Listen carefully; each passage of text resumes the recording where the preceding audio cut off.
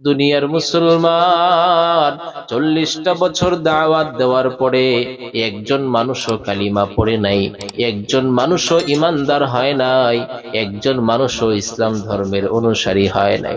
ও ভাইরা আমার, ইউনূস আলাইহিস সালাতু ওয়াসসালাম মনে বড় ব্যথা। হাইরে, 40টা বছর ধরে আমি দাওয়াত দিলাম, 40টা বছর ধরে আমি দাওয়াতের কাজ করলাম, মানুষের হাতে পায়ে ধরে ধরে আমি দাওয়াত দিলাম, কিন্তু একটা লোক কালিমা পড়ে নাই, ইসলাম ধর্ম গ্রহণ করে নাই। আমার মনে বড় কষ্ট হয়। এরপরে ইউনূস আলাইহিস সালাতু ওয়াসসালাম আল্লাহর কাছে দোয়া করতে শুরু করলেন, আল্লাহ, 40টা বছর ধরে আমি আমার এই সম্প্রদায়কে, আমার এই জাতিকে দাওয়াত দিলাম, কিন্তু একটা মানুষও কালিমা পড়ে নাই। এই সম্প্রদায়কে আপনি ধ্বংস করিয়া দেন, এই সম্প্রদায়কে আপনি জীবনের মতো শেষ করিয়া দেন। আল্লাহ ডাক দিয়ে বলে, ও ইউনূস, যাও, তুমি যা জানায়া দেও, তোমরা যদি ইসলাম ধর্ম গ্রহণ না করো, কালিমা না পড়ো, তাহলে তোমাদের উপরে আল্লাহ গজব দিবে। ইউনূস আলাইহিস সালাম শহরের মধ্যে আসিয়া আবার শহরের মানুষদেরকে জানাইলেন, ও শহরের মানুষেরা, 40টা বছর পর্যন্ত আমি ইউনূস আল্লাহর পক্ষ থেকে আসলাম, আর তোমাদের হাতে পায়ে ধরে ধরে আমি দাওয়াত দিলাম, কিন্তু তোমরা গ্রহণ করলা না। আমার আল্লাহ বললেন, যদি তোমরা গ্রহণ না করো, তোমাদের উপরে গজব আসবে। এবার কেমন সম্প্রদায়! ও মুসলমান, আবার বলি, ইউনূস, তোমার আল্লাহরে বলে দাও দিন তারিখ ঠিক করতে, কখন। আলহামদুলিল্লাহ, 3 দিন ব্যাপী ঐতিহাসিক তাফসীরুল কোরআন মাহফিলের আজ দ্বিতীয় দিন। আজকের মাহফিলে উপস্থিত সম্মানিত সভাপতি, প্রধান অতিথি, বিশেষ অতিথি, প্রধান মেহমান, বিশেষ মেহমান, জাতির পথ প্রদর্শক হযরত উলামা ইকরাম, দূর দূরান্ত থেকে আগত আল্লাহ পাকের আশিকিন, জাকিরিন, শাকিরিন, মুহিব্বিন, মুরব্বিয়ান আইজাম, আমার কলিজার টুকরা সমবয়স্ক যুবক ভাইয়েরা, স্নেহের ছোট ভাইয়েরা, পর্দার আড়ালে অবস্থানদাতা শ্রদ্ধেয়া সম্মানিতা মা ও বোনেরা, আমরা মহান স্রষ্টা দয়াময় আল্লাহ রাব্বুল আলামিনের দরবারে লক্ষ কোটি শুকরিয়া আদায় করছি, যিনি আমাদেরকে দয়া করে, মায়া করে, মহাব্বত করে, ভালোবেসে আসমানের নিচে জমিনের উপরে সর্বশ্রেষ্ঠ বাগান আশিকিন, জাকিরিন, শাকিরিনদের বাগান তথা গুনাহ মাফের বাগানে আমাদেরকে আসার বসার তৌফিক দান করেছেন। এজন্য মহান প্রভুর দরবারে কালিমাতুশ শুকর উচ্চারণ করছি, আলহামদুলিল্লাহ। ভাইরা আমার, লক্ষ কোটি দরুদ ও সালাম সাইয়্যিদুল মুরসালিন, ইমামুল মুরসালিন, খাতামুন নবিয়্যিন, সাকি কাউসার, শাফি মাহশার, আকায়ে নামদার, মদিনাহ কা তাজদার রাসূলুল্লাহ সাল্লাল্লাহু আলাইহি ওয়াসাল্লামের উপর সকলে পড়ছি সাল্লাল্লাহু আলাইহি ওয়াসাল্লাম। ভাইরা আমার, আমি আপনাদের সম্মুখে পবিত্র কোরআনুল কারীমের অসংখ্য অগণিত আয়াত থেকে ছোট্ট একটি আয়াত পাঠ করেছি, পাশাপাশি রাসূলুল্লাহ সাল্লাল্লাহু আলাইহি ওয়াসাল্লামের অসংখ্য অগণিত হাদিস থেকে ছোট্ট একটি হাদিস পাঠ করেছি। তো আয়াত ও হাদিসকে সামনে রেখে পবিত্র কোরআন ও সহি হাদিসের আলোকে সহি আকীদার ভিত্তিতে আমাদের বলবার, আপনাদের শুনবার তৌফিক আল্লাহ দান করুন, আল্লাহুম্মা আমিন। ভাইরা আমার, আজকে যিনি প্রধান বক্তা হিসাবে আমাদের আজকের এই মাহফিলে তাশরিফ এনেছিলেন, সারা বাংলাদেশের জননন্দিত ওয়াইজ, সুলতানুল ওয়াইজ, এদেশের কোটি কোটি যুবকের হৃদয়ের স্পন্দন, যার বয়ান আমরা সেই ছোট সময় থেকে শুনে আসছি, হযরত মাওলানা আল্লামা খালিদ সাইফুল্লাহ আইয়ুবী সাহেব দামাত বারাকাতুহুম, হুজুর অত্যন্ত চমৎকার আলোচনা করেছেন, যার বয়ান আমরা ছোট সময় থেকে শুনি। অত্যন্ত সুমধুর কণ্ঠে আলোচনা করেছিলেন। যখন আমি হুজুরের আলোচনা শুনছিলাম, তখন আমারও ভিতরে এক বিশাল জজবা তৈরি হয়েছে। এত দামি এত মূল্যবান কথা হযরত মাওলানা খালেদ সাইফুল্লাহ আইয়ুবী বলেছেন। আল্লাহ পাক রব্বুল আলামিন হযরতের নেক হায়াত দান করুন। আল্লাহ পাক রব্বুল আলামিন হযরতকে সারা বিশ্ব ঘুরে ঘুরে দ্বীনের কথা, কোরআন হাদিসের কথা প্রত্যেকটা মানুষের অন্তরে হৃদয়ে পৌঁছে দেওয়ার তৌফিক আল্লাহ তাআলা দান করুন। আল্লাহুম্মা আমিন। ভাইয়েরা আমার, আমি যে আয়াত পাঠ করেছি এই আয়াতের মধ্যে আল্লাহ তাআলা বলেন, উদউ, হে নবী আপনি দাওয়াতের কাজ করেন। শুনেন, আপনি দাওয়াতের কাজ করবেন, মানুষদেরকে দাওয়াত দিবেন। আপনি মানুষদেরকে কার পথে দাওয়াত দিবেন, কার পথে ডাকবেন? আল্লাহ বলেন, উদউ ইলা সাবিলি রাব্বিকা বিল হিকমা। পয়গম্বর, আপনি দাওয়াত দিবেন, দাওয়াতের কাজ করবেন, আপনি আপনার উম্মতদেরকে আহ্বান করবেন। তবে শুনেন, ইলা সাবিলি রাব্বিকা, আপনার প্রভুর পথে আপনি আপনার উম্মতদেরকে দাওয়াত দেন।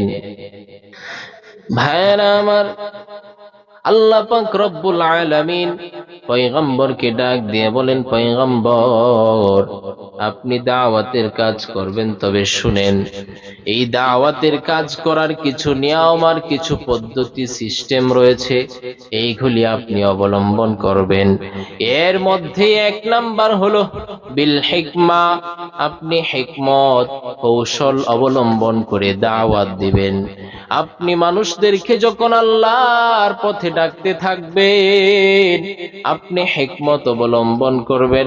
দুই নম্বরে ওয়াল মাউইজাতিল হাসানা, সুন্দর সুন্দর উপদেশ দিয়া, ভালো ভালো উপদেশের মাধ্যমে আপনি আপনার উম্মতদেরকে দাওয়াত দিবেন। এরপরে আল্লাহ বলেন, তিন নাম্বার, যদি প্রয়োজন হয় আপনি আপনার কোন উম্মতের সাথে হিকমতের সাথে দাওয়াত দিলেন, তারা গ্রহণ করে নাই। দুই নম্বরে সুন্দর সুন্দর কথা বলে আপনি দাওয়াত দিলেন, তারা গ্রহণ করে নাই। আপনি কি করবেন বলে, তিন নাম্বার, ওয়াজাদিলহুম, যদি প্রয়োজন হয় আপনি তাদের সাথে ঝগড়া করেন, যুক্তি তর্কের মাধ্যমে আপনি দাওয়াতের কাজ করেন। আপনি আপনার উম্মতদেরকে যেভাবে দাওয়াত দেওয়ার কথা আমি আপনাকে জানাইলাম, সেইভাবে আপনি দাওয়াতের কাজ করুন। ভাইরা আমার, এই দাওয়াতের কাজ করতে গিয়া সমস্ত নবী রাসূলেরা রক্তাক্ত হয়েছেন। আমাদের নবীকে উহুদের মাঠে রক্তাক্ত করা হইল। ও দুনিয়ার মুসলমান, এই দাওয়াতের কাজ নবীওয়ালা কাজ, বিশাল এক দিনের কাজ। এমন কোন নবী নাই, মাত্র দুইজন নবী ছাড়া এই দাওয়াতের কাজ করতে গিয়ে সমস্ত নবী রাসূলরা পর্যন্ত রক্তাক্ত হয়েছে। ভাইরা আমার, হযরত ইউনূস আলাইহিস সালাতু ওয়াস সালামকে আল্লাহ পাক রব্বুল আলামিন নিনওয়া নামক এক শহরের মধ্যে পাঠাইলেন। এই হযরত ইউনূস আলাইহিস সালাতু ওয়াস সালাম দুনিয়ার জমিনে আসার পরে নিনওয়া নামক শহরের মধ্যে দাওয়াতের কাজ করতে শুরু করলেন। তিনি দাওয়াতের কাজ করতে করতে একটানা 40টা বছর ধরে তিনি দাওয়াতের কাজ করলেন। ও দুনিয়ার ভাইরা আমার, কেমন সম্প্রদায় চিন্তা করছেন? ভাবছেন আপনারা এমন সম্প্রদায় 40টা বছর পর্যন্ত ইউনূস আলাইহিস সালাম দাওয়াত দিলেন মানুষের হাতে পায়ে ধরে, কিন্তু একটা মানুষও কালিমা পড়লো না। আবার বলে কখন গজব আসবে এটা যেন ঠিক করে দেওয়া হয়। নাউজুবিল্লাহ।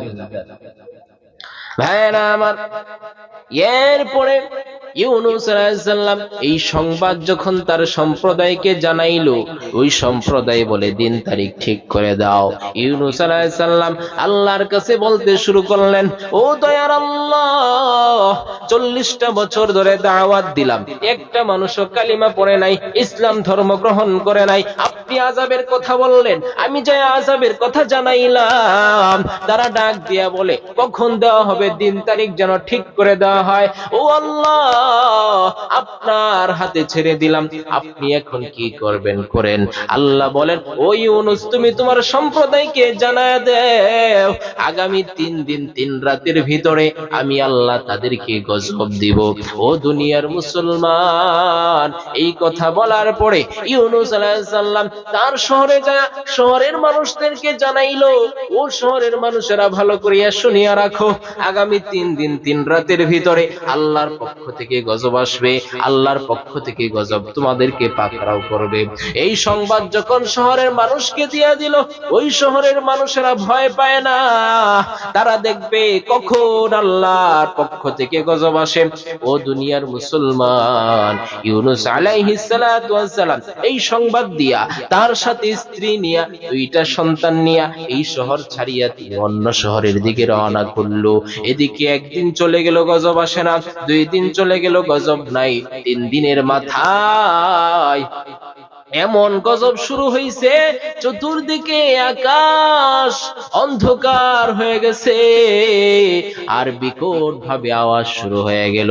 ওই শহরের মানুষেরা চিন্তায় পড়িয়া গেল, হায় হায়, 40টা বছর ধরে ইউনুস আমাদের হাতে পায়ে ধরিয়া দাওয়াত দিল, আমরা একটা লোক ইসলাম ধর্ম গ্রহণ করলাম না, কালিমা পড়লাম না, আজকে আমাদের উপরে এই গজব চলে আসছে। এখন তো ইউনুসও এই শহরের মধ্যে নাই, আমরা কার কাছে যায়া কার হাত ধরিয়া আমরা আল্লাহর কাছে ক্ষমা চাইব। এইভাবে যখন চিন্তা করতে শুরু করলো, ওদের মধ্যে এক আল্লাহর বান্দা ডাক দিয়া বলে, ও নিনওয়ান শহরের মানুষেরা, ভালো করিয়া শুনিয়া রাখ, এখন যদি তওবা না করো, আল্লাহর পক্ষ থেকে গজব তোমাদেরকে পাকড়াও করে ফেলবে।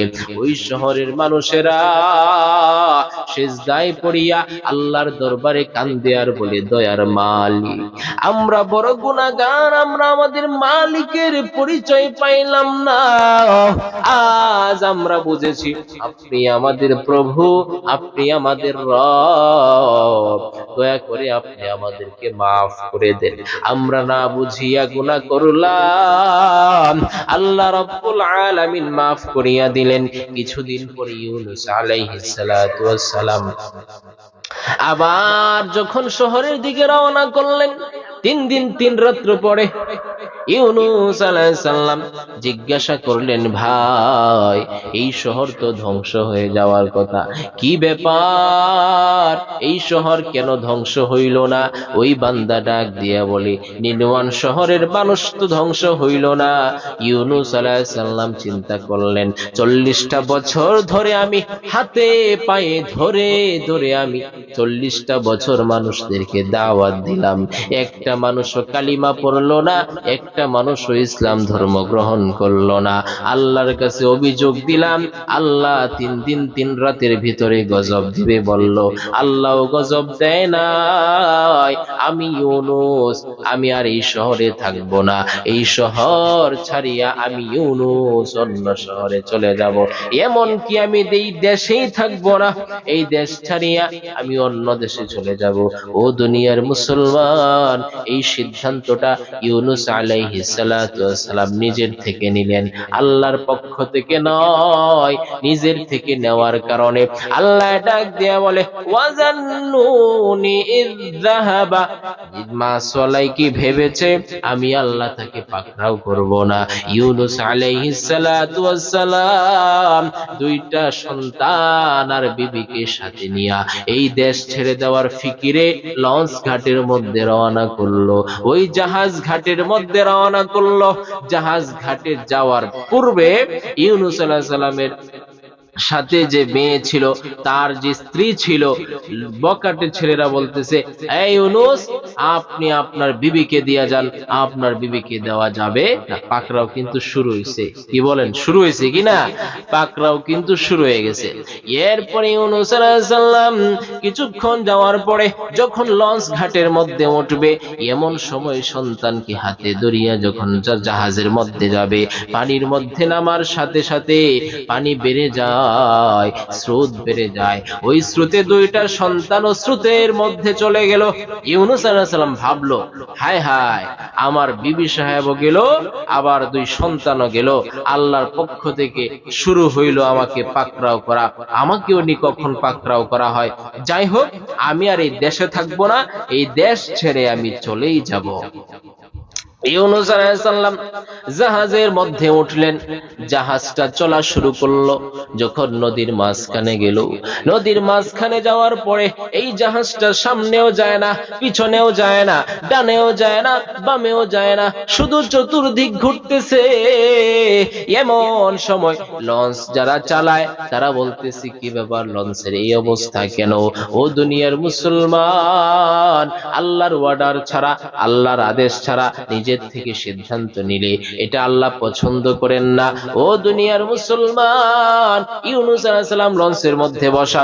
ওই লঞ্চের যারা ছিল তারা বলতেছে, কে মালিকের অর্ডার ছাড়া এই লঞ্চের মধ্যে উঠছো? কে তোমরা মালিকের অর্ডার ছাড়া এই লঞ্চের মধ্যে উঠছো, যার কারণে লঞ্চটা তার গন্তব্যস্থানে যাচ্ছে না? এই লঞ্চটা কি হচ্ছে, এখানেই এটা পাকড়াও শুরু হয়ে গেছে, তাড়াতাড়ি এই লঞ্চ থেকে নামো, অন্যথায় আমরা তোমাকে ধরে লঞ্চ থেকে ফেলে দিব। এই কথা বলার পরে ইউনূস আলাইহিস সালাম বলে, ভাই, আমি মালিকের অর্ডার ছাড়া এই জাহাজের মধ্যে উঠলাম, দয়া করে আমাকে আপনারা ফালায়া দেন, অন্যথায় আপনারাও মারা যাইবেন। মানুষগুলো তাকাইয়া দেখি ইউনূস আলাইহিস সালামের চেহারা, নবী এত সুন্দর চেহারা, ইউনূস আলাইহিস সালামকে কিভাবে তারা ফেলে দেয়, মনটা মানে না। বলে, না না, আপনাকে ফালবো না, লটারি দেওয়া হবে। ভাইয়ারা আমার, লটারি দেওয়া হলো। লটারি কিন্তু দেওয়া কি হইছে, শুরু হইছে। লটারি দেওয়া শুরু হলো। লটারির মধ্যে নাম আসলো ইউনূস আলাইহিস সালামের। মানুষগুলি বলে, না, লটারিটা ভুল হইছে, আবার দেওয়া হবে। একটা একটা করিয়া 10 বার লটারি দিল। 10 বারে নাম আসলো ইউনূস আলাইহিস সালামের। এখন আর কি করার আছে, ইউনূস আলাইহিস সালামকে ধরে লঞ্চ থেকে ফালাইয়া দিল সমুদ্রের মাঝখানে। এরপরে কি হইল, আল্লাহ বলে, আমি আল্লাহ পাকড়াও করব, তুমি কি ভেবেছো আমি আল্লাহ পাকড়াও করব না?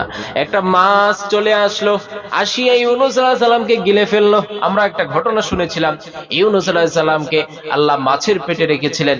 সেই ঘটনা কিভাবে হয়েছে, বিশাল বড় ইতিহাস, অনেক লম্বা, বললে সারা রাত্র বলা যাবে। আমি সংক্ষিপ্তভাবে শেষ করছি ভাইরা আমার। এরপরে একটা মাছ গিলে ফেললো ওই মাছের পেটের মধ্যে থাকিয়া। ইউনূস আলাইহিস সালাম বুঝতে পারলো, হায় হায়, আমার আল্লাহ তো আমাকে অর্ডার করে নাই, আমার আল্লাহ তো আমাকে আদেশ দেয় নাই, আমি নিজের থেকেই সিদ্ধান্ত কেন নিলাম? নেওয়ার কারণে আজকে আমাকে পাকড়াও শুরু হইল। মাছের পেটের মধ্যে থাকিয়া ইউনূস আলাইহিস সালাম পড়তে শুরু করলো, লা ইলাহা ইল্লা আনতা সুবহানাকা ইন্নী কুনতু মিনাজ জালিমিন। ইউনূস আলাইহিস সালাম এই দোয়া পড়তে শুরু করলো, আল্লাহ, আপনি ছাড়া আর কোনো মাবুদ নাই, আপনি আমাদের প্রভু, আপনি আমাদের রব, আপনি আমাদের সৃষ্টিকর্তা, আমাদেরকে আপনি সৃষ্টি করলেন। আমি এই কঠিন অন্ধকারের মধ্যে পড়ে গেলাম, দয়া করে আপনি ছাড়া আমাকে বাঁচানোর কেউ নাই। 40টা দিন পর্যন্ত সমুদ্রের তলদেশে মাছ ধরলো, রাখি আল্লাহ, মারে কে? আল্লাহ যদি রাখে, মারার পৃথিবীতে কেউ নাই। আল্লাহ যদি মারে, পৃথিবীতে রাখার কেউ নাই। আল্লাহ যখন যা চায় তখন তা হবে, আপনার আমার ইচ্ছাই হবে না। ভাইরা আমার, এরপরে ইউনূস আলাইহিস সালাম মাছের পেট থেকে আল্লাহ তাআলা 40টা দিন পরে আবার তাকে ফিরাইয়া দিল। এই জাতি সম্প্রদায় ইউনূস আলাইহিস সালামকে গালিগালাজ করলো, ভয় পাইল না। এরপর ইউনূস আলাইহিস সালাম দাওয়াতের কাজ বন্ধ করেন নাই, আবার যায় তিনি ওই শহরে দাওয়াতের কাজ শুরু করলেন। অতএব এই দাওয়াতের কাজ বিশাল বড় একটা দ্বীনি কাজ। রাসূলুল্লাহ সাল্লাল্লাহু আলাইহি সাল্লাম বলেন, বাল্লিগু আন্নী ওয়ালাউ আয়া, তোমরা আমার পক্ষ থেকে একটি বাণী হলেও তোমরা কি করো, পৌঁছে দাও। অতএব আপনাকে দাওয়াতের কাজ করতে হবে, আমাকে করতে হবে, আপনার স্ত্রীকে আপনার দাওয়াত দিতে হবে, আপনার সন্তানকে আপনি দাওয়াত দিতে হবে, পৃথিবীর সমস্ত মানুষদেরকে আপনার দাওয়াত দিতে হবে। সামনে আসছে টঙ্গী বিশ্ব ইজতেমা, শুরু হবে 31শে জানুয়ারি থেকে ইনশাআল্লাহ। এখানে আপনি শরীক হবেন, আপনি নিজে যাবেন, আপনার সন্তানকে পাঠাবেন, আপনি দুজন সাথে নিয়ে যাবেন। বিশ্ব ইজতেমা এটা আলেম ওলামাদের ইজতেমা। আলেম ওলামা যেখানে আমরা আছি সেখানে, আলেম ওলামা যেখানে নাই এখানে আমরা নাই। আলেম ছাড়া আপনি কিভাবে চলবেন? আপনি আলেমকে মানতে হবে, আলেমের অনুগত্য করতে হবে। আলেম হলেন রাসূলের ওয়ারিস। রাসূল বলেন ইন্নাল উলামা ওয়ারাসাতুল আম্বিয়া, উলামা ইকরাম হলেন আমি নবীর ওয়ারিস। অতএব আপনাকে আলেমদের শরণাপন্ন হতে হবে, আলেমদের কথা শুনতে হবে। আলেমদের ইজতেমা শুরু হবে 31শে জানুয়ারি, সেখানে আপনাকে যেতে হবে, আপনার ছেলেকে নিয়ে যেতে হবে, আপনাকে ইজতেমায় গিয়ে নিজের জীবনকে পরিবর্তন করতে হবে, কোরআনের কথা শুনতে হবে, হাদিসের কথা শুনতে হবে। এই যে আজকের মাহফিলে বয়ান করলেন আল্লামা খালেদ সাইফুল্লাহ আইয়ুবী সাহেব দামাত বারকাতুহুম, হযরতের আলোচনা শুনে মনটা ভরে গেল। লক্ষ লক্ষ মানুষ হযরতের বয়ান শুনে, কোটি কোটি যুবক এই হযরতের বয়ান শুনে আজকে দ্বীনের পথে এসেছে। এই উলামা ইকরাম আমরা কোথায় পাবো যদি আল্লাহ এই নিয়ামতকে উঠায় নেয়? অতএব এখন থেকে আপনাকে উলামা ইকরামের শরণাপন্ন হতে হবে, তাদের নসিহত শুনতে হবে, দাওয়াতের কাজ করতে হবে। আল্লাহ আমাদের তৌফিক দান করুন, আমিন। ওয়া আখিরু দাওয়ানা আলহামদুলিল্লাহি রাব্বিল আলামিন।